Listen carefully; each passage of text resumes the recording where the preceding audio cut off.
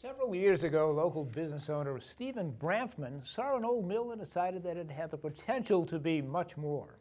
Today, his dream has become a reality, and Branfman recently celebrated the grand opening of the Gorse Mill Studios. The last thing I want for the Gorse Mill Studios to be is about me. The Gorse Mill Studios is a structure, for sure, but it's much more than bricks and mortar. What has been created here is a community in the greatest sense of the word. As you walk through the art studios at Gorse Mills, you may not realize that the space was once a historic mill in the 1880s. However, under the vision of Stephen Branfman, the building began construction in November of 2007 and is now much more than just an old mill. Anybody that ever asks me what a building could be, in my eyes, it's always going to be some kind of artist studios or artist development. And this building particularly was very attractive as potentially to be artist studios. The newly renovated building houses 3 floors of studios with 650 square feet dedicated to gallery space. The gallery is named in honor of a very special individual. The creation of the Gorse Mill Studios is also about emotion. In 2005, our son and brother and friend,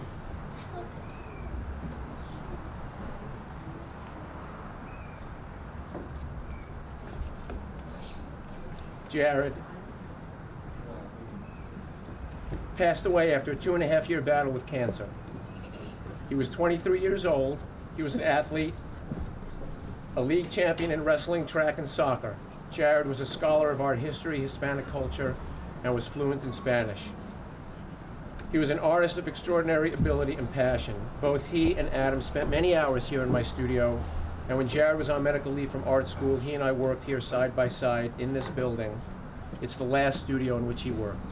Anyone walking through this space is bound to be impressed by one of the many mediums of artistic expression. However, another impressive fact about the structure is that not only is it the first building for solely artists in Needham, but in the United States. What makes this unique is that it's a combination of studio ownership in a work-only space as opposed to a live-work space. And the key to the whole uniqueness is that this is a building that is guaranteed to be artist-occupied forever.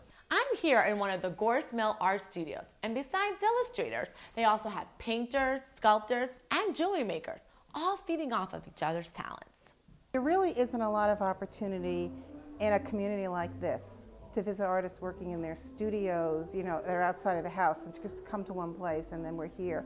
If I had had something like this to come to when I was a high school student, even a college student, it would have been wonderful. So tell me why you think this is such a great thing for Needham. Right across the hall, they take bits of my glass and incorporate it into the pottery there. We just learn from one another and play and have a great time. And many of the people work full-time in the daytime. I work elsewhere in a school system, and so this is my passion, and it's a dream come true.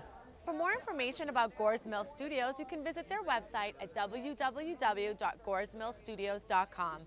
For the Needham Channel News, I'm Antonetta Corralio.